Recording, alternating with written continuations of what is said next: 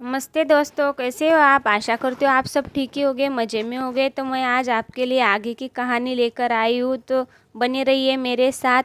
सुनिए आगे की कहानी। लक्ष्मी जी जब पहुँची तो भगवान विष्णु शेष शैया पर विश्राम कर रहे थे। आज श्री लक्ष्मी जी की मुखाकृति अन्य दिनों से भिन्न थी। लक्ष्मी जी क्रोधावेश में पद चाप के आवाज़ उत्पन्न करने लगी। विष्णु जी का ध्यान लक्ष्मी जी की तरफ गया तो बोले, क्या बात है। भीगा वस्त्र और क्रोध से युक्त मुखमंडल।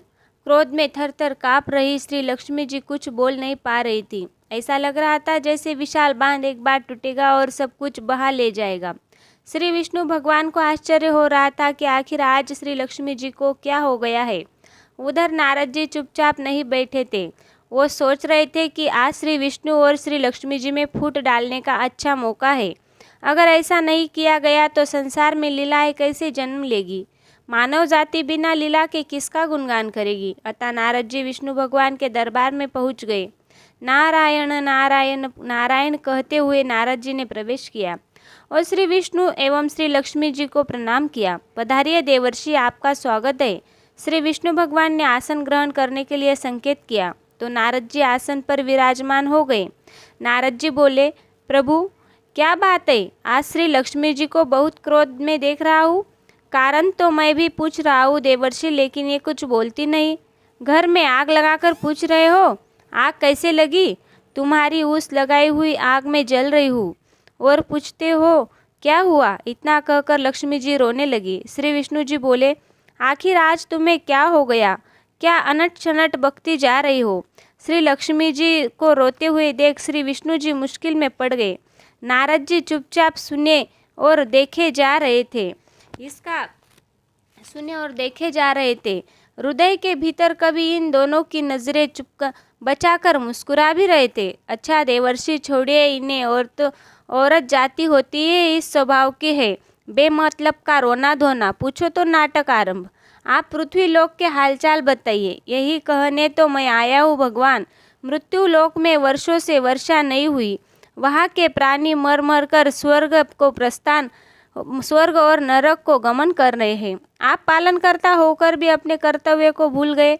मैं भूला नहीं हूँ देवर्षि, बल्कि चिंतित हूँ कि अत्रि मुनि घोर तपस्या में समाधिस्थ है। उनकी घोर तपस्या के कारण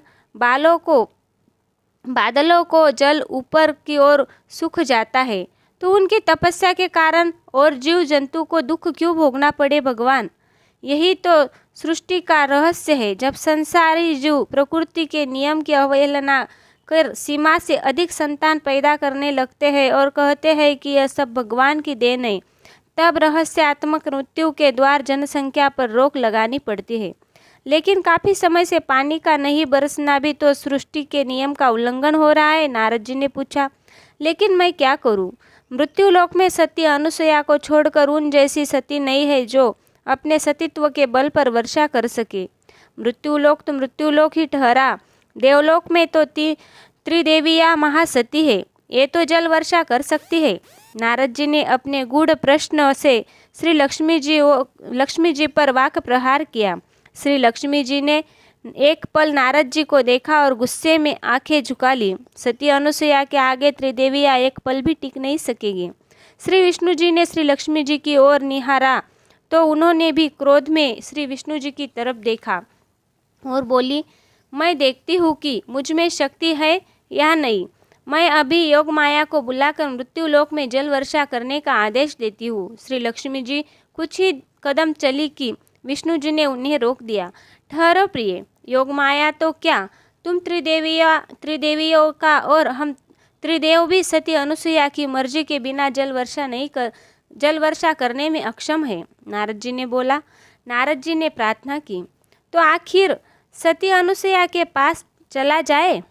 अब मृत्युलोक के जीव जंतुओं का कष्ट नहीं देखा जाता। सती अनुसुईया अभी अपने पति अत्रि मुनि की सेवा में लीन है। पतिव्रता स्त्री के पति की अखंड सेवा का महा तपस्या है और उनकी तपस्या भंग करने की शक्ति हम त्रिदेवों में भी नहीं है। श्री विष्णु जी ने कहा। नारद जी ने श्री लक्ष्मी जी को प्रसन्न करने हेतु, भगवान आप तो कमाल की बात कर रहे हो। आखिर वह शक्ति सती अनुसुईया में आई कहाँ से। आपकी कृपा से ही तो वह शक्ति अनुसुईया में आई है। आप त्रिदेव चाहे तो सती अनुसुईया सतीत्व में त्रिदेवियों में से आगे नहीं निकल सकती। पतिव्रता के सतीत्व को चुनौती देना हमारे वश की बात नहीं है। श्री विष्णु जी ने कहा, सती अनुसुईया ने समान सती अभी तीनों लोकों में नहीं है। श्री लक्ष्मी जी ने क्रोध में कहा, यह बात आप कह रहे हैं? यहाँ मृत्यु लोक की एक साधारण नारी द्वारा मारी गई मति के बल पर आवाज निकल रही है। न मैं कह रहा हूँ, न किसी नारी या मोह द्वारा मारी गई मति से बोल रहा हूँ, बल्कि देवादिदेव भगवान शंकर जी का भी यही मत है। इसका अर्थ हुआ कि शंकर जी पार्वती जी को सती अनुसुईया से नीचा समझते हैं। श्री लक्ष्मी जी ने विष्णु जी से प्रश्न किया, बेशक मैं तो कह रहा हूँ कि सती अनुसुईया के समान प्रतिव्रता श्री तीनों लोकों में कोई नहीं है। मेरी बात का अनुमोदन कर शंकर जी तथा ब्रह्मा जी भी करेंगे। इसका अर्थ हुआ कि ब्रह्मा जी सरस्वती जी को सती अनुसुईया से नीचा समझते हैं। तुमने बिल्कुल ठीक कहा। श्री लक्ष्मी जी को यह बात अच्छी नहीं लगी, वे क्रोध से तिलमिला गई। ठीक है, मैं अभी पार्वती जी और सरस्वती जी के पास जाती हूँ। लक्ष्मी जी को क्रोध में बड़बड़ाती हुई पार्वती और सरस्वती जी के पास चली गई। विष्णु जी ने उन्हें रोकने का बहुत प्रयत्न किया, परंतु वे रुकी नहीं। आप भी ऐसी जगह बात उठाते हैं कि झगड़ा हो जाता है देवर्षि। अगर आपका मन सच्ची खबरें सुनने को तैयार नहीं है तो मैं सच न बोलकर झूठ बताया करूँगा। देवर्षि बोले, नहीं नहीं, ऐसा करने से तो सृष्टि का नाश हो जाएगा। अब ऐसी स्थिति पैदा हो गई है कि एक लीला की सृष्टि होकर ही रहेगी।